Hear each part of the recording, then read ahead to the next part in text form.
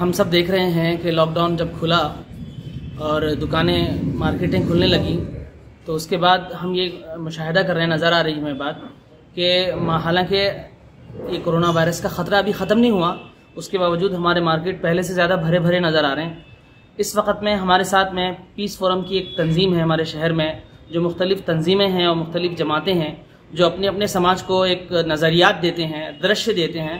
वो जमातें हमारे साथ एक जगह एक प्लेटफॉर्म के तहत काम करती हैं पीस फोरम में।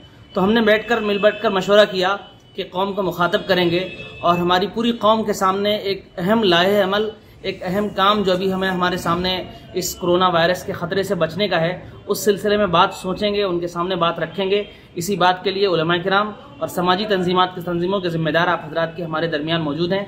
इसलिए और उनमें हमारे मुफ्ती उवैस साहब जो जमीयत उलमा ज़िला लातूर के जनरल सेक्रेटरी हैं, इसी तरीके से हमारे अबरार मोहसिन साहब जो जमात इस्लामी के साबिक अमीर मुकामी हैं, और जनाब मुफ्ती जावेद साहब जो नूरी उलमा कौंसिल के सदर हैं हमारे ज़िले के।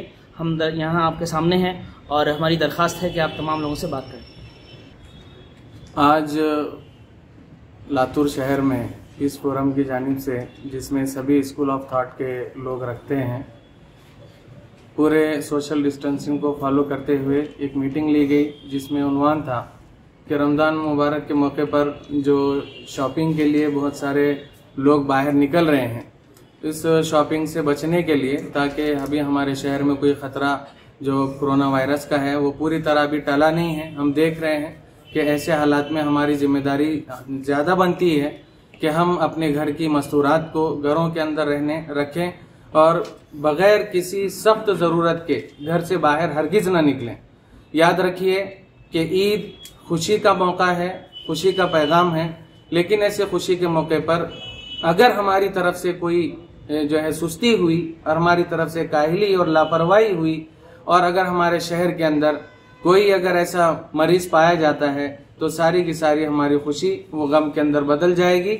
इसलिए हम बड़ी दिल की गहराई के साथ लातूर शहर के सभी लातूर वासियों से और विशेषकर यहाँ की महिलाओं से हम रिक्वेस्ट करते हैं कि वो अपने घरों में रहें और ख़रीदी के लिए खास करके हमारे जो बड़े हैं इस वक्त वो भी अपील कर रहे हैं कि ईद की शॉपिंग भी, जैसे हम जाहिर बात है कि हम जो है आज के मौके पर कोरोना की वजह से मस्जिदों में नहीं जा पा रहे हैं, हम घरों के अंदर फ़र्ज नमाज पढ़ रहे हैं, तो आज हम अपने घर के बच्चों को बिठाकर समझाएं कि मौका सिर्फ अपनी खुशी को तलाश करने का नहीं है, बल्कि गरीबों के चेहरों पे खुशी लाकर अपना पैसा उन पर खर्च करके उनकी खुशी में अपनी खुशी तलाश करने का मौका है।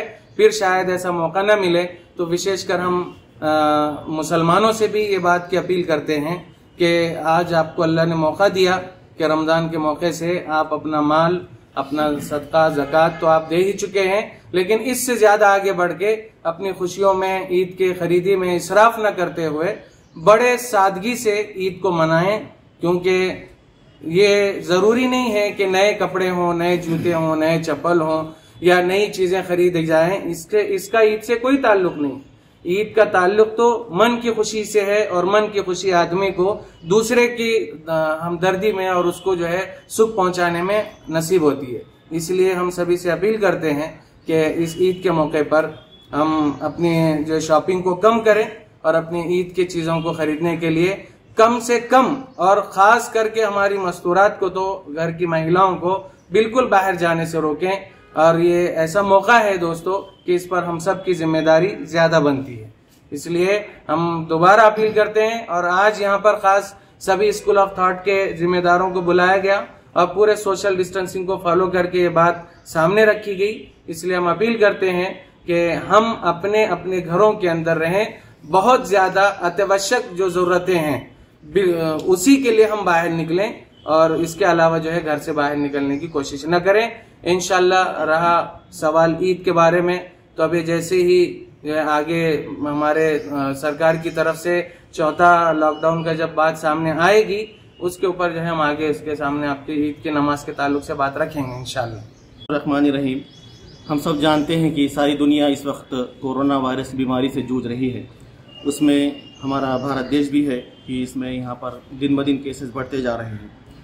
लेकिन साथ में जो लॉकडाउन किया गया था वो इसलिए किया गया था कि लोग आपस में न मिलें, भीड़ ना हो, क्योंकि बीमारी आपस में मिलने से फैलती है, ज़्यादा से ज़्यादा एक दूसरे को लग जाती है। तो इसकी एहतियात के लिए लॉकडाउन किया गया था, लेकिन लॉकडाउन की भी अपनी लिमिटेशंस हैं। आहिस्ता आहिस्ता जो है अब ये लॉकडाउन कम हो रहा है, गवर्नमेंट की तरफ से छूट दी जा रही है। इसका मतलब ये नहीं है कि ये कोरोना बीमारी पूरी ख़त्म हो रही है और हम बाहर निकले। हमको इसकी एहतियात ज़रूर करना है। देखिए, जहाँ पर हमारे ईद का मसला है, ईद की खुशी का मसला है, तो हम ऐसे भी मना सकते हैं। साल के 12 महीने आप कपड़े खरीद सकते हैं, बाकी दीगर चीज़ें खरीद सकते हैं। आप जो है ये जो इसका ईद के मौके से खरीदिए, उसको आप आगे बढ़ाइए, भीड़ मत कीजिए। भीड़ से या एक दूसरे से करीब आने से हमको ये होगा। तो जब ज़रूरत है, आपको ख़ास तौर पे कुछ खास ज़रूरत है, जैसे कि मुफ्ती साहब ने बताया है, उसी वक्त बाहर निकलिए। और साथ में साथ जो है फिजिकल डिस्टेंस मेंटेन कीजिए, फासला मेंटेन कीजिए, ये बहुत ज़रूरी है। साथ में मास्क का इस्तेमाल कीजिए, बार बार हाथ धोइए। और रमज़ान का महीना जो है ऐसा शॉपिंग का महीना नहीं है, बल्कि हमको इसमें इबादत भी करना है। घर में रह के आप इबादत कीजिए, अल्लाह ताला से गुनाहों की माफ़ी तलब कीजिए। ये सारी चीज़ें हम यहाँ पे कर सकते हैं। दूसरा ये है कि हम यहाँ पर जहाँ पर यह ईद का खुशी का मौका है, इसमें हम गरीबों को भी शामिल कीजिए। हमारे पैसे बचने वाले हैं, इसमें गरीबों की इमदाद की जा सकती है। खामखा भीड़ बनाकर लोगों की एक और ज़्यादा इस मुश्किलात में मत डालिए। देखिए, खुशी तो है ही, लेकिन खुशी से ज़्यादा एक इंसानी ज़िंदगी अहम है कि इंसान की ज़िंदगी जो है बीमारी हो जाने के बाद उसके क्या मुश्किलात हैं, क्या उसके प्रोसेस हैं, हम इसके कोरोना बीमारी के सारी चीज़ें जानते हैं। तो हम इसे खुशी के मौके पर एक खलल न डालें कि अगर ये भी हो सकता है तो इसका खामियाजा जो है, इसका नुकसान जो है सारे हमारे समाज को भुगतना पड़ सकता है, शहर को भुगतना पड़ सकता है। इसमें ज़्यादा एहतियात बरतिए, घर में रहिए और बहुत ज़्यादा सख्त ज़रूरत पड़ने पर ही एहतियात के साथ, फिजिकल डिस्टेंसिंग के साथ, मास्क के साथ आप बाहर निकलिए। अस्सलामु अलैकुम वरहमतुल्लाह। जैसे कि माह रमज़ान की आमद है, उसके 2 अशरे गुजर चुके हैं। लॉकडाउन में भी कुछ आसानी पैदा कर दी गई है। अब लोग इस आखिरी अशरे में ख़रीदारी के मौके से बाज़ार की रौनक बने हुए हैं और इसका ख़तरा कि ये कितना ख़तरनाक है हर इंसान महसूस कर रहा है। लेकिन अफसोस ये है कि महसूस सब कर रहे हैं, अमल की तरफ कोई नहीं आ रहा। वो समझदार हो या नासमझ हो, वो ख़ुद अपने ज़रिए ख़तरा पैदा कर रहा हो या घर के दूसरे अफराद के पीछे ख़तरा पैदा कर रहा हो, इसका ख्याल कोई नहीं कर रहा है। मामला ये है कि अगर मुसलमान आप हैं तो उन्हें पैगाम दूँ कि ईद के नाम से ख़रीदी के लिए हम लोग घर से बाहर निकले हैं। अगर ईद में ख़रीदी लाजमी होती तो पहले जो असलाफ़ ने ईद की है उसमें ख़रीदी यूँ ही की जाती और इसी अंदाज में ईद मनाई जाती।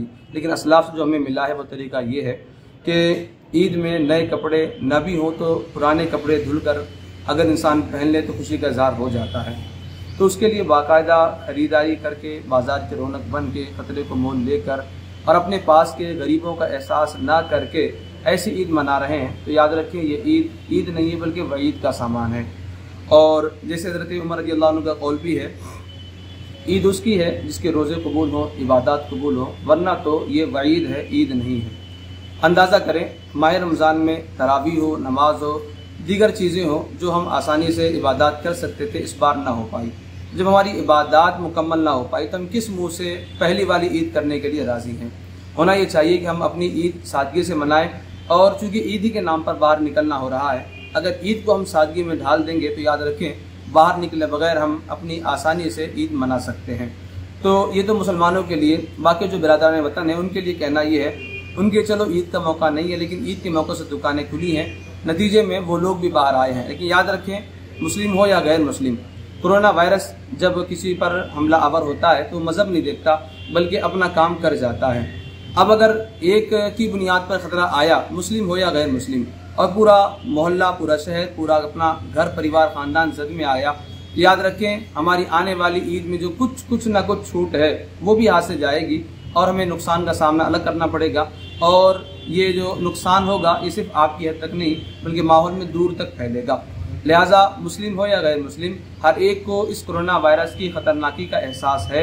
वो इसका एहसास करते हुए अपने आप को महफूज रखें और जो भी तदाबीर अपनाने हुकूमत कहती है और जो डॉक्टर ने मशवरा दिया है उन चीज़ों को अमल में लाएं ताकि हम नुकसान से भी बचें और ईद भी मना लें। और याद रखें, ये जो मौका जिसमें लोगों को फ़िक्र ख़रीदारी की, ईद की नमाज की है, उन्होंने माह रमज़ान में बहुत सारे काम ऐसे जो छोड़ दिए हैं जो नहीं कर पा रहे हैं, लेकिन वो समझते हैं कि हमारी ईद हो रही है, कोई ईद अधूरी है। माह रमज़ान में जो इबादत थी वो छूटी है उसको पूरा करने की कोशिश करें, तो इंशाअल्लाह ईद सादगी में भी बड़ी बारौनक होगी। अल्लाह ताला तमामी लोगों को इस मौजूदा हालात में ख़तरा मोल न लेते हुए अपने रज़ा के मुताबिक ईद मनाने की तौफीक अता फरमाए।